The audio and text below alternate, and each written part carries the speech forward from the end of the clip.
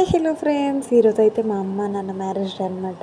ఏం సెలబ్రేట్ చేసుకోవట్లే, సింపుల్గా గుడికి వచ్చేసి ఒక లస్సీ తాగేసి బిర్యానీ కొనుక్కొని వెళ్ళిపోవడమే.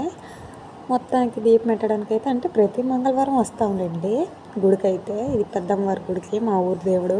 ఎప్పుడు ఇంత రష్ ఉండదు. ఎందుకు రష్ ఉందంటే నెక్స్ట్ మంగళవారం అమ్మవారు అత్తవారింటి నుంచి అమ్మగారింటికి అయితే వస్తారు. 1 month బిగ్గెస్ట్ ఫెస్టివల్ అనమాట బెరంపూర్లో. మా నాన్న ఎప్పుడు మోకాలతోటే దీపం పెట్టండి అంటారు. ఎందుకంటే దేవుడి కన్నా అన్నిట్లో మనం తక్కువే కదా, అందుకే దేవుడి దగ్గర ఎప్పుడు నిల్చొని దీపం పెట్టొద్దు అంటారు. ఇంకా మొత్తానికి ఎప్పుడు కొబ్బరికాయ కొట్టం, దీపాలు పెడతా. ఇంకో వారంలో దేవుడు అమ్మగారి ఇంటికి వెళ్ళిపోద్ది కాబట్టి ఫుల్ సింపుల్గా ఉంది. గుడి చాలా బాగా కడుతున్నారు. ఇంకా స్టార్ట్ అయ్యింది, ఇప్పుడు ఇంకా కట్టడం అవ్వలేదు. నెక్స్ట్ 2 yearsకి అయితే ఒకసారి ఈ అమ్మవారి పండగ అవుతుంది. ఈ 2 yearsలో ఇది కట్టడం అవ్వలే. నెక్స్ట్ 2 yearsకి అయితే బాగా కడతారనమాట. ఈరోజు సింపుల్గా ఉంది దేవుడు.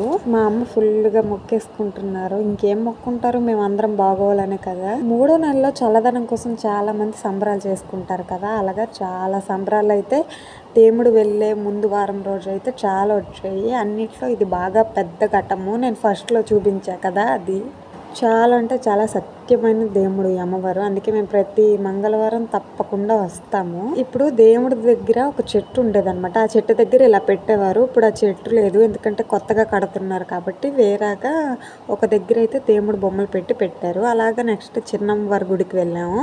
అక్కడ మేము వెళ్ళేటప్పుడే కరెక్ట్గా సంబరం కూడా వచ్చింది.